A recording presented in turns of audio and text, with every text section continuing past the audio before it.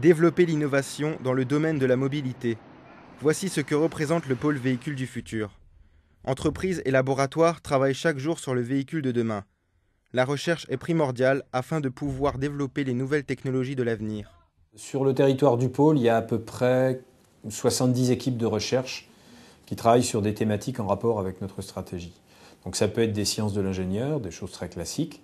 Ça peut être de la sociologie, parce que quand on développe de nouveaux modèles ou de nouveaux systèmes de mobilité, il faut que les gens acceptent de les utiliser. Donc il faut étudier un petit peu quelle sera leur réaction par rapport à l'offre qu'on pourrait apporter. Depuis 2006, l'entreprise General Motors de Strasbourg traite en étroite collaboration avec le pôle véhicule du futur.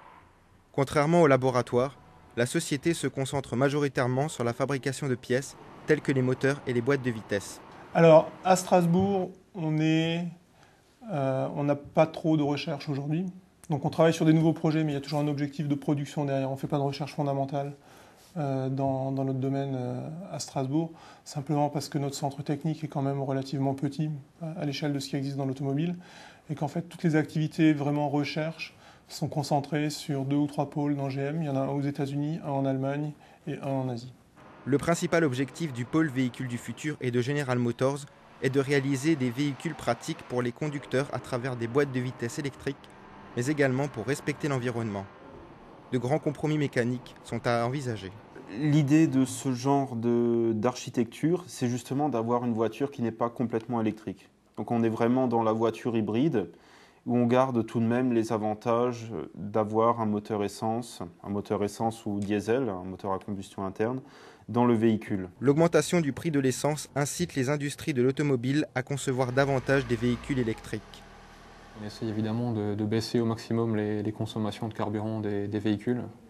Donc ça passe bien sûr par l'électrification de certains véhicules pour des courts trajets. Donc c'est-à-dire environ moins de 100 km par jour, on parlera d'électrique totale. La possibilité de pouvoir uniquement conduire des voitures électriques dans l'avenir ne semble pas encore d'actualité. On dit qu'on va faire beaucoup de voitures électriques, mais les moteurs électriques demandent des matériaux rares.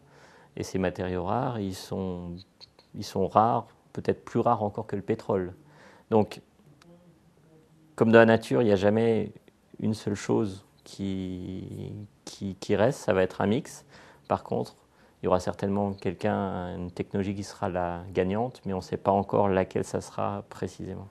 Le pôle véhicule du futur a pour espérance que la mobilité soit une fonction consommant de moins en moins d'énergie par personne transportée.